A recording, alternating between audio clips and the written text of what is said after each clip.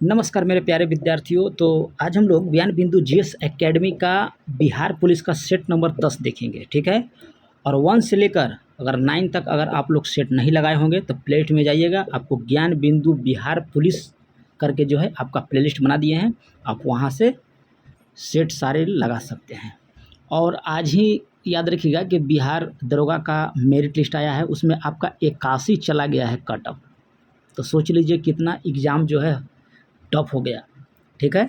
तो ज्ञान बिंदु जीएस एकेडमी का आपको बिहार दरोगा और स्पेशल जनरल स्टडीज का जो प्रैक्टिस सेट वहाँ कोचिंग में चल रहा है वो आपको हम वीडियो के माध्यम से आपको प्रोवाइड करा रहे हैं।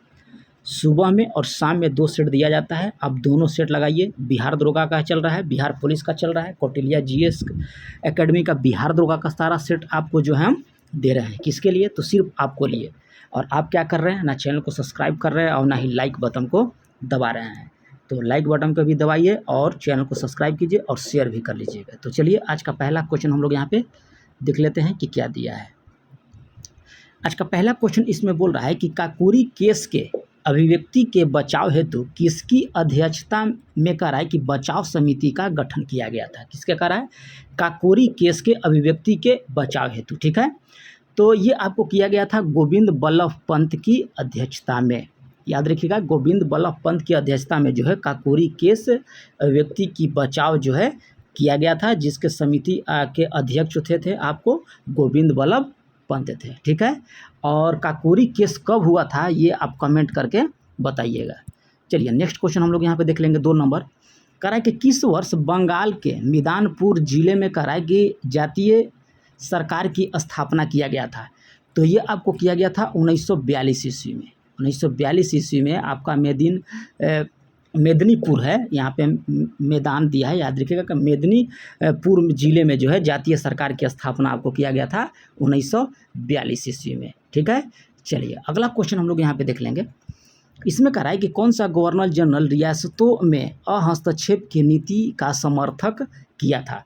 तो ये आपको कौन किया था? तो याद रखिएगा कि सर जॉर्ज वार्लो था, सर जॉर्ज वार्लो था, ठीक है, जो आपको जनरल रियासतों में जो है आपको हस्तक्षेप की नीति का समर्थक किया था, ठीक है। तो चलिए आज हम लोग 3 देख लिए, सेट क्वेश्चन नंबर हम लोग 4 देखेंगे।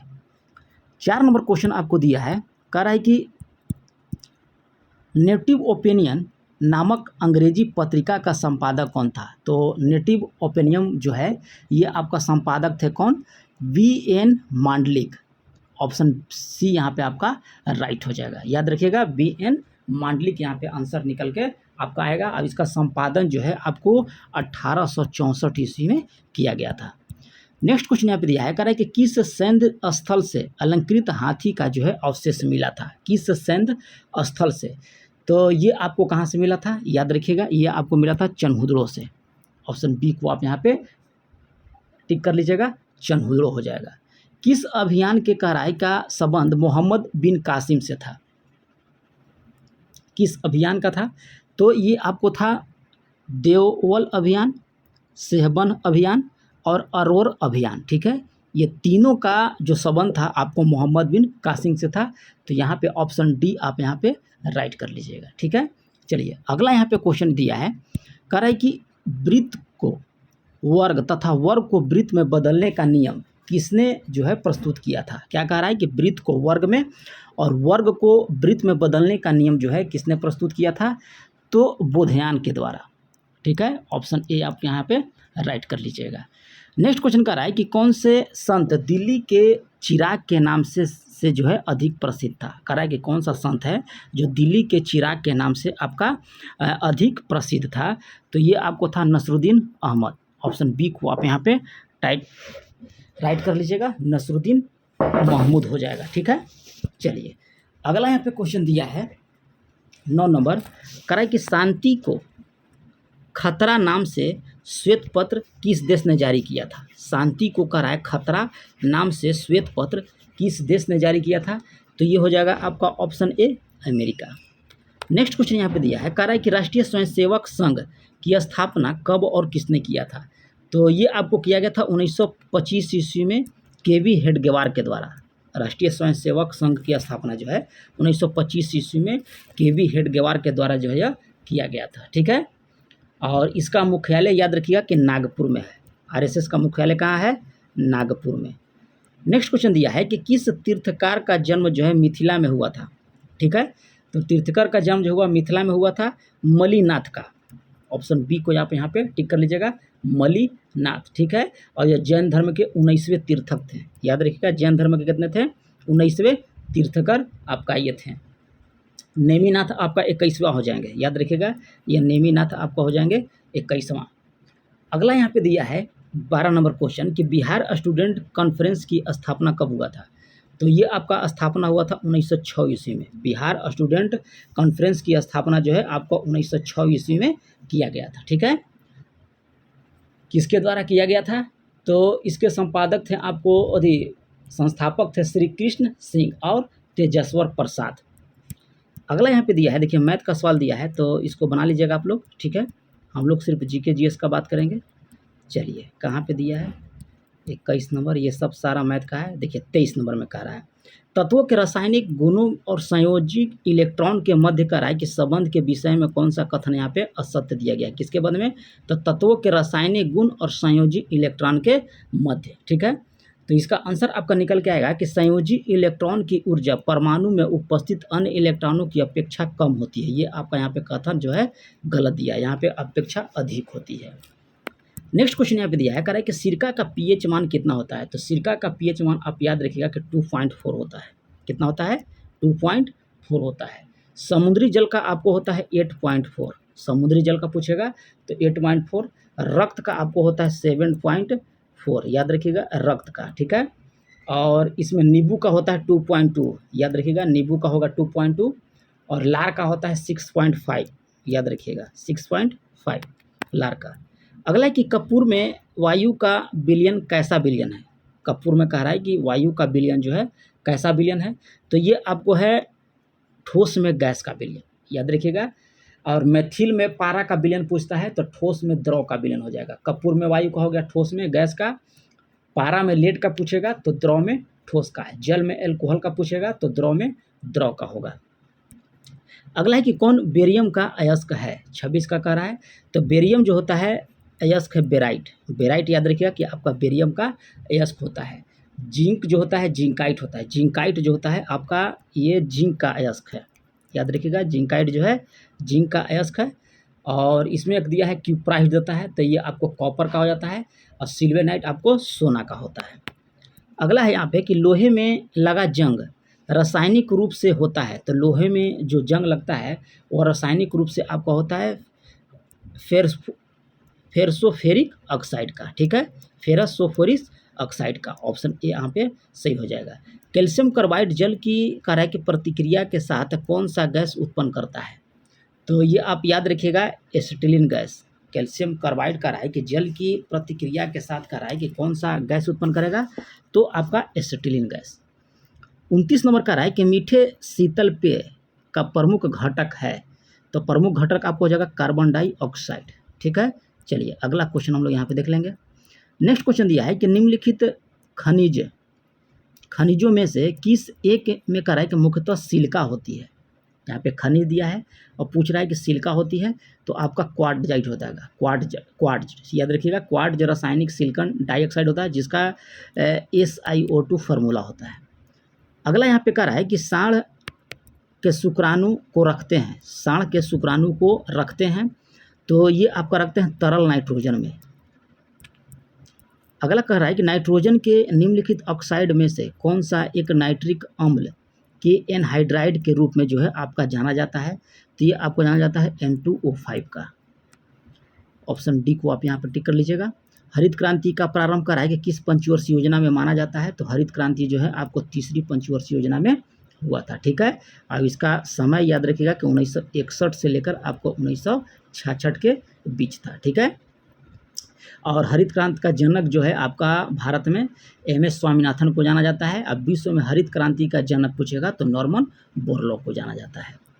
34 नंबर क्वेश्चन यहाँ पे दिया है, कह रहा है कि भारतीय अंगूर प्रसंस्करण बोर्ड का मुख्यालय कहाँ है। क्या पूछ रहा है? अंगूर का।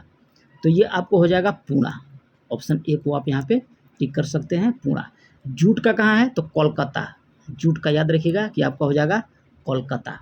ठीक है, चलिए अगला क्वेश्चन हम लोग यहाँ पे देख लेंगे 35 नंबर कि भारत में औद्योगिक नीति पुनः कब लाई गई थी। तो भारत में पुनः कह रहा है तो 1956 ईस्वी में भारत में कह रहा है कि औद्योगिक नीति जो है पुनः कब लाया गया था, तो 1956 ईस्वी में। भारतीय लघु उद्योग विकास बैंक यानी कि सिडबी की स्थापना कब किया गया, तो ये आपको 1990 में किया गया था। ऑप्शन ए को आप यहाँ पे टिक कर सकते हैं, 1990। 2 अप्रैल 1990 को स्थापना हुआ था और मुख्यालय आपका लखनऊ था। नेक्स्ट क्वेश्चन यह है कि महाजन समिति का संबंध किससे था, तो ये आपको चीनी उद्योग से था महाजन समिति। गोईपुरिया समिति पूछेगा तो बैंक सेवा सुधार से था। सत्यम समिति पूछेगा तो वस्त्र नीति से। और मीरा सेठ समिति का संबंध जो था हथकरघा के विकास से था। 38 का है कि जीरो बेस बजटिंग सिद्धांत का प्रतिपादन किसने किया था, तो जीरो बेस बजटिंग है तो पीटर पायर के द्वारा। ऑप्शन ए को आप यहाँ पर टिक कर लीजिएगा, पीटर पायर हो जाएगा। ठीक है, इसी में देता है कि प्रच्छन्न बेरोजगारी सिद्धांत रेगनर नर्स के द्वारा प्रतिपादित किया गया था। और प्रबल धक्का का सिद्धांत जो है आपको रोजस्टिन रोडा के द्वारा दिया गया था। और प्लानिंग एंड द पुअर जो है आपको B.S. मिन्हास के द्वारा प्रतिपादक किया गया था। तो ये सारा जो बता रहे हैं आप एक्स्ट्रा फैक्ट याद रखिएगा। खादी एवं ग्रामीण उद्योग आयोग की स्थापना किस पंचवर्षीय योजना में किया गया था, तो दूसरी पंचवर्षीय योजना में किया गया था। ठीक है, 1956 ईस्वी में। चलिए 40 नंबर क्वेश्चन यहाँ पे दिया है त्रिभुज गिनने के लिए, तो आप लोग गिन लीजिएगा। इसका आंसर जो हो जाएगा आपका 25 आ जाएगा। ठीक है, चलिए अगला देखिए यहाँ पे क्या दिया है, बना लीजिएगा। यहाँ भी रीजनिंग का सवाल है, यहाँ भी आपका विकल्प रीजनिंग का सवाल है। DRDO का कह रहा है कि सर्वत्र क्या है, DRDO का सर्वत्र क्या है, तो ये आपको हो जाएगा मोबाइल फ़ोन सेतु निर्माण सुविधा। याद रखिएगा DRDO का सर्वत्र जो है आपका है, यह आपको मोबाइल सेतु निर्माण सुविधा है। 20 के दांत कहानी के लेखक कौन है, तो ये आपका लेखक हो जाएंगे नलिन बिलोचन शर्मा। 20 के दांत के लेखक आपको हो जाएंगे, कहानी के जो लेखक हैं नलिन बिलोचन शर्मा हो जाएंगे 45 के। ठीक है, चलिए अगला क्वेश्चन यहाँ पे देख लेते हैं हम लोग। कह रहा है कि शायद कोई कमरे में छिपा हुआ है, इस वाक्य में रेखांकित शब्द यानी कि कोई का मतलब क्या हो गया, तो इसका हो जाएगा कि अनिश्चयवाचक सर्वनाम है। यानी कि अनिश्चय मतलब कि कोई मतलब कन्फर्म नहीं दिया गया है, अनिश्चयवाचक सर्वनाम हो जाएगा। 47 नंबर क्वेश्चन दिया है कि वाच्य कितने प्रकार के होते हैं, तो आप याद रखिएगा कि 3 प्रकार के होते हैं। कौन कौन, तो कृतर्यवाच्य, कर्मवाच्य और भाववाच्य। जिस वाक्य से कह रहा है कि आश्चर्य का बोध होता है उसे क्या कहेंगे, तो उसको बोला जाएगा विस्मयवाचक वाक्य। ठीक है, चलिए अगला क्वेश्चन यह दिया है कि जो शब्दांश किसी शब्द के अंत में जुड़कर उसके अर्थ या भाव में परिवर्तन कर देते हैं उसे क्या कहते हैं, तो उसको बोला जाता है आपको प्रत्यय। ऑप्शन बी को आप टिक कर लीजिएगा। गुलाब फूलों में कह रहा है कि श्रेष्ठ है, इस वाक्य में फूल कौन सी संज्ञा है, तो ये आप याद रखिएगा कि जातिवाचक संज्ञा है। फूल क्या है, गुलाब। यदि फूल यहाँ पे क्या कह रहा है, जातिवाचक संज्ञा हो जाएगा। अगला कह रहा है कि यह पुस्तक वही है जो मेरे पाठ्यक्रम में है, तो वाक्य में कह रहा है कि निश्चयवाचक सर्वनाम शब्द है, तो इसमें कौन सा निश्चयवाचक सर्वनाम हो जाएगा, तो आपको यह जो है निश्चयवाचक सर्वनाम हो जाएगा। आह कितनी सुंदर, आह कह रहा है कितनी सुंदर दृश्य है, वाक्य में किस प्रकार का है, तो वाक्य यहाँ पे हो जाएगा कि आपका हो जाएगा यहाँ पे विषमयवाचक। ठीक है, विषमयवाचक वाक्य हो जाएगा।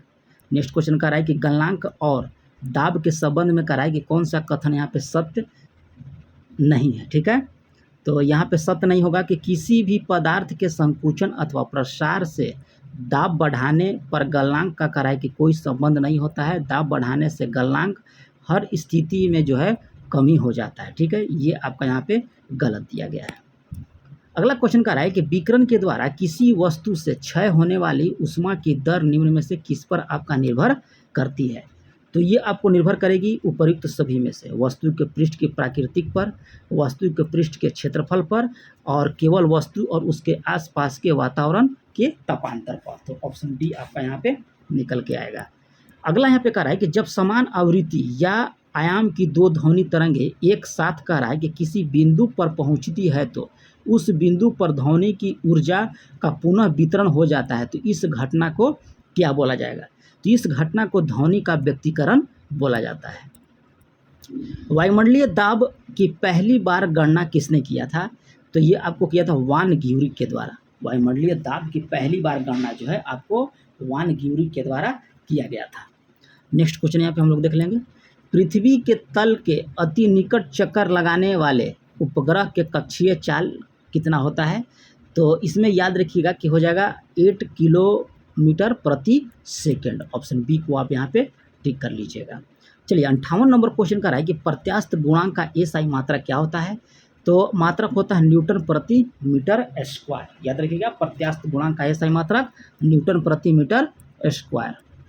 अगला एक रिएक्टर स्केल में प्रत्येक पाठ्यांक पिछले पाठ्यांक से कितना गुना अधिक परिणाम को दर्शाता है?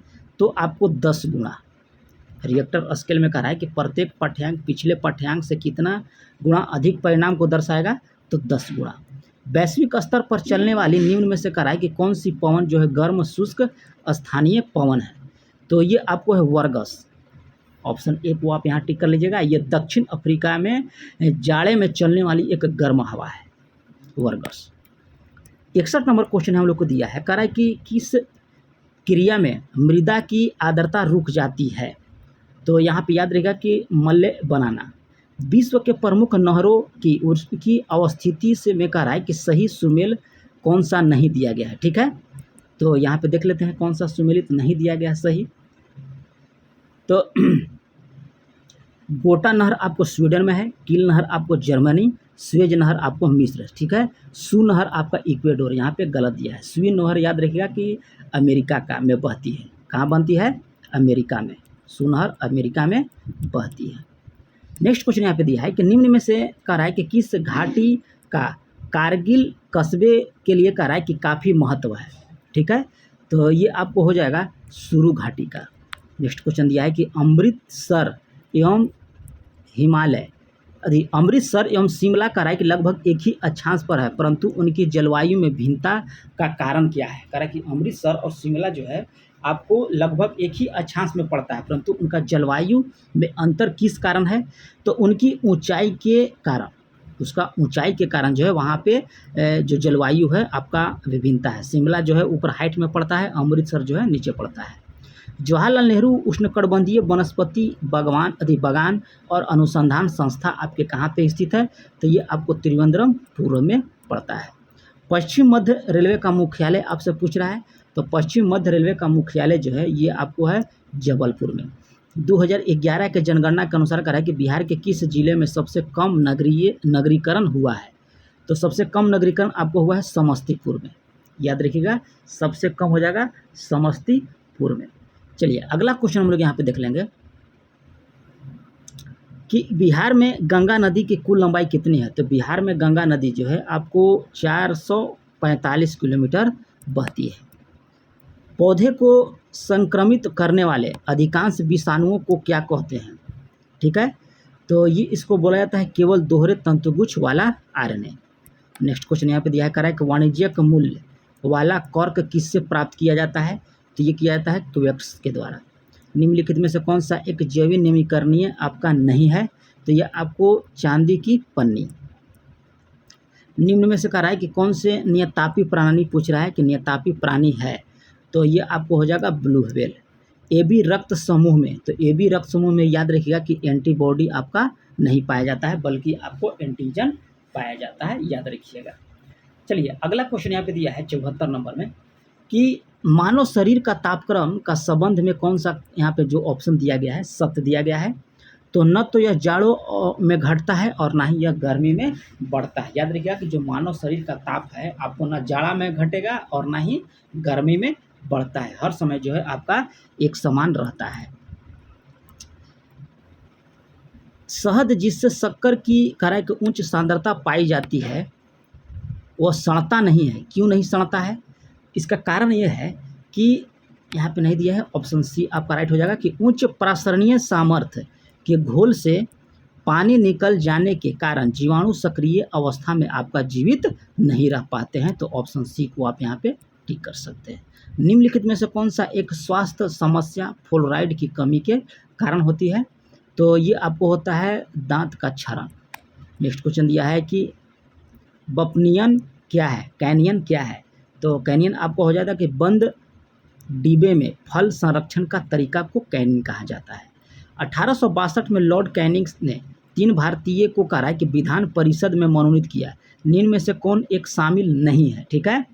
तो आपको सर दिनकर राव थे, बनारस के राजा थे, और पटियाला के आपको महाराजा थे, पंजाब के आपका शासक नहीं थे, ठीक है। तो ऑप्शन बी को आप यहाँ पे सही कर लीजिएगा। अगला है कि लिखित संविधान की अवधारणा किस देश की देन है, तो यह आपको फ्रांस की। भारतीय संविधान के अनुच्छेद 28 प्रावधान करता है, तो आपको करता है कुछ शैक्षणिक संस्थाओं में धार्मिक शिक्षा या धार्मिक उपासना में उपस्थित होने के बारे में स्वतंत्रता। तो ऑप्शन डी को आप यहाँ पे सही कर लीजिएगा। नेक्स्ट क्वेश्चन यहाँ पे दिया है, कराए कि कौन सा प्रावधान जो है अनुच्छेद 39 से में जो है आपको असत्य दिया गया है। असत्य यहाँ पे चुनना है 39 का। तो हम लोग देख लेते हैं। कराए कि उत्पादन के साधनों में विकेंद्रीकरण, ये आपका सही है। सामान्य न्याय प्रदान करने हेतु गरीबों को मुफ्त कानूनी सहायता, ये भी आपका सही है। मातृत्व सुरक्षा हेतु सहायता उपबंध, ये आपका यहाँ पे असत्य दिया गया है। समुदाय के भौतिक संसाधन का उचित वितरण एवं स्वामित्व, ये आपका यहाँ पे सही दिया गया है। ऑप्शन सी को आप टिक कर लीजिएगा, ये आपका कथन जो है असत्य दिया गया है। 82 नंबर क्वेश्चन हम लोग यहाँ पे देख लेंगे। कराए कि किस संविधान संशोधन अधिनियम के द्वारा लोकसभा और राज्य विधानसभाओं में अंगाल भारतीय समुदाय के व्यक्ति हेतु स्थानों का आरक्षण का प्रावधान जो है आपको निष्प्रभावी कर दिया गया। तो आपको 104वां संविधान संशोधन अधिनियम के तहत, ठीक है। 104वां कब हुआ था, तो 2020 में हुआ था। चलिए नेक्स्ट क्वेश्चन दिया है कि अनुच्छेद 269 से संबंधित करों को केंद्र द्वारा लगाया जाता है तथा एकत्रित किया जाता है, परंतु इसका प्राप्तियों को किसके द्वारा जो है निर्धारण रीति राज्यों में बांट दिया जाता है। तो ये आपको किसके द्वारा, तो याद रखिएगा कि संसद के द्वारा। ऑप्शन बी को आपका यहाँ पे सही हो जाता है। अगला कि संविधान के किस अनुसूची में असम, मेघालय, त्रिपुरा और मिजोरम जनजाति क्षेत्रों के बारे में जो है पृथक व्यवस्था की गई है और उनके प्रशासन के लिए उपबंध किए गए हैं। तो ये आपको किए गए हैं 6ठी अनुसूची में। नेक्स्ट क्वेश्चन दिया है कि मानव अधिकार आयोग किस प्रकार के संस्था या निकाय है। तो ये आपका है संवैधानिक स्वैत है, संविधिक निकाय है ये। अगला है कि राज्य विधानमंडल के सत्र, सत्रवासन और विघटन से कौन सा अनुच्छेद आपको जुड़ा हुआ है, तो अनुच्छेद 174। नेक्स्ट क्वेश्चन यहाँ पे दिया है 86 हो गया। 87 नंबर का रहा है कि भारत के संविधान समवर्ती सूची की अवधारणा जो है आपको ग्रहित किया गया है, यानी कि समवर्ती सूची का प्रावधान किस देश से लिया गया है, तो आपको ऑस्ट्रेलिया के संविधान से आपको यहाँ पे लिया गया है, ठीक है। चूज द करेक्ट प्रीफिक्स, ठीक है। बैंक गिवन खाली स्थान करा के प्रैक्टिकल, तो यहाँ पे 88 का आपको हो जाएगा एम। यहाँ पे दिया है 89 का, 89 का आंसर आपको हो जाएगा बॉल, ठीक है। चलिए आगे 90 का देख लेते हैं। अपोजिट वर्ड पूछ रहा है लॉजिकल का, तो लॉजिकल का अपोजिट वर्ड आप याद रखिएगा हो जाएगा इलॉजिकल। एडजेक्टिव कह रहा है क्वेरल का, तो 91 का आंसर आपको हो जाएगा क्वारलसम। नेक्स्ट क्वेश्चन यहाँ पे दिया है the correct meaning of Adams to be touched, तो 92 का आंसर आपका निकल के आएगा गेटफुल। Choose the correct spelling word the option, कौन सा करेक्ट यहाँ पे स्पेलिंग जो है सही दिया गया है, तो 93 का आपका आंसर हो जाएगा एप्पल। वह परीक्षा पास कर सका है, इसका ट्रांसलेशन आपको क्या है, वह परीक्षा पास कर सका है, तो इसका ट्रांसलेशन क्या हो जाएगा 94 का, तो he could pass the exam, ठीक है। चलिए 95 का आंसर हम लोग देख लेते हैं। 95 का आपको हो जाएगा एप्पल, ठीक है। फिर कह रहा है कि इसरो ने 2 सितंबर 2023 को अपने पहले सूर्य मिशन आदित्य L1 का प्रक्षेपित किया है, इससे कितने अलग अलग पेलोड लगे हैं, ठीक है। तो इसमें आपका याद रखिएगा कि 7 लगे हैं। ऑप्शन ए को आप यहाँ पे टिक कर लीजिएगा, 7 हो जाएगा। समर्पण दिवस कब मनाया जाता है, तो समर्पण दिवस जो है ये आपको मनाया जाता है 11 फरवरी को। नेक्स्ट है कि हरिमोह शक्ति सैन्य अभ्यास 2023 किन देशों के बीच आपको आयोजित किया गया है, तो ये आपको भारत और मलेशिया के बीच हरिमोह।